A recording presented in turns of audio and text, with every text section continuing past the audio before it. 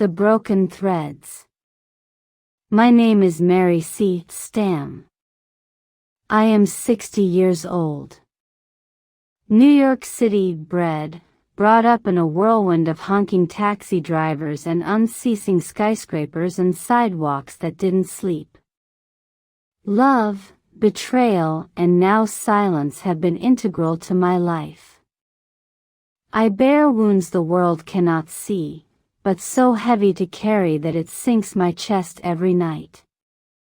Please like and subscribe for next episode. I am a divorced woman.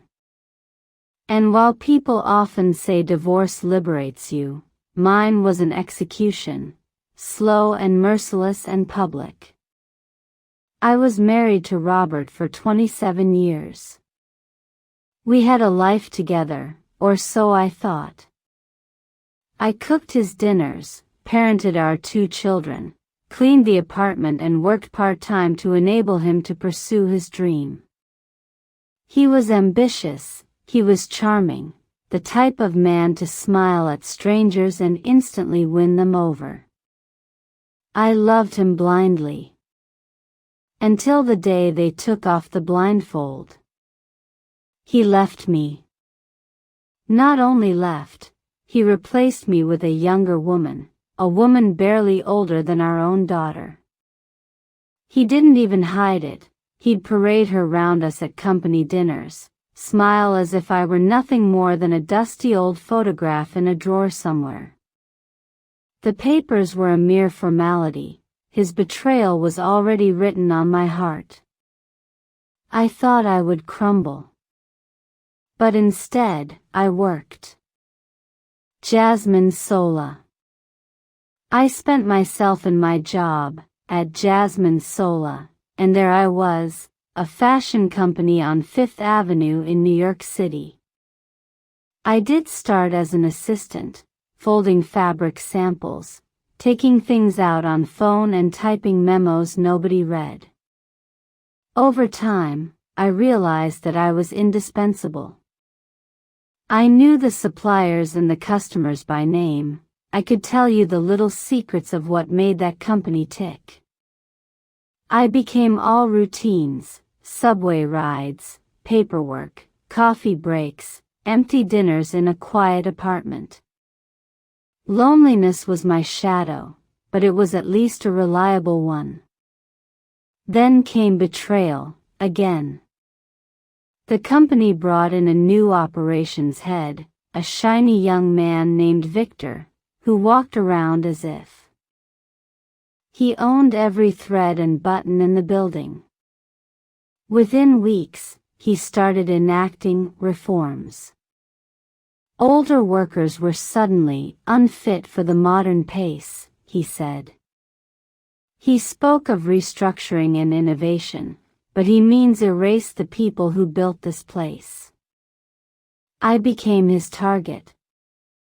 He invited me that rainy night into the glass office he had made for himself. I was sitting across from him, looking into his glossy desk as the city lights danced in the windows behind him. "Mary," he replied, smoothly, "your commitment is commendable, but we need to march on in Jasmine Sola. We need fresh blood." Fresh blood. The exact words my ex-husband said when he left me. My throat tightened. "So, after all this time, you're throwing me out? Just like that?" He grinned as if it didn't cost him anything. "It's just business. The ledger of memory." I walked out of his office with honor, if not victory. They assumed I was old, expendable, invisible. What they didn't realize was that while they played with their numbers and fancy charts, I had been keeping my own set of books, the kind of books that could destroy reputations. Victor was sloppy. He skimmed money off supplier contracts, marked up invoices and put the difference in his pocket. I knew it because I had the copies, the paper trails, the signatures that gave him away. For weeks, I labored by night in silence. Sorting, scanning, compiling. The same patience that had once folded my family into one stack now taut a trap around him. The night of reckoning. So one Friday night, when everyone at the office had left for the weekend and it was very empty, I snuck into the records room using my old keycard, the one they never deactivated. I placed a fat folder on Victor's chair. It contained everything: evidence of embezzlement, statements from suppliers, concealed ledgers. At the top, one note in my hand. You stole my job. You stole my years. Now I steal your mask. By Monday morning, Victor was taken out of the building by security. The board was outraged, not at me, but at him. He was facing charges, public humiliation, the sort of downfall that thundered through the city like rain ricocheting between skyscrapers. Rebirth. I was also offered a better job at Jasmine Sola. They pleaded with me to stay and to help them rebuild. But I refused. I had been loyal to individuals who saw only profit. So I started a small consultancy for women over 40, teaching them bookkeeping, resume writing, and how to see the power in themselves.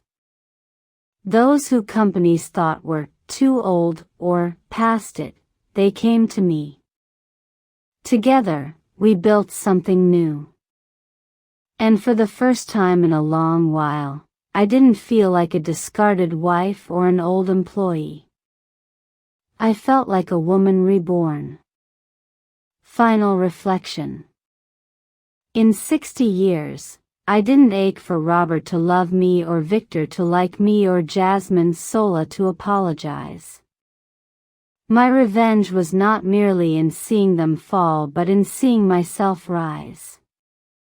As I stride along the crowded sidewalks of New York, I see the glass towers and endless throng of people. It's the same city that had once consumed me whole. But now, I walk taller. Stronger. For betrayal attempted to write me out twice, once as a wife, once as a worker. But I am still here. And I am not invisible. The months following Victor's fall to ruin were quiet. For the first time in years, I wasn't darting to catch the subway and wasn't chained to Jasmine Sola's endless whims. My mornings were my own. I'd make coffee, pull open the window and watch the sunlight reflect off of the skyscrapers. But peace doesn't silence memory. At night, I kept hearing Robert's voice, the ghost of him saying, "You're not enough." I could still see Victor's smirk after calling me old-fashioned. I felt the same searing scar across my chest looted from men, from companies, systems. What changed for me, though, was something else. The women who found me. One day, I was sitting in a coffeehouse on 7th Avenue with my notebook spread out across the table when a woman around my age came up to me. Her name was Linda. She had been laid off from her job at a department store after 25 years. She gazed at me with eyes that literally screamed, "How did you do it, Mary? How did you fight back?"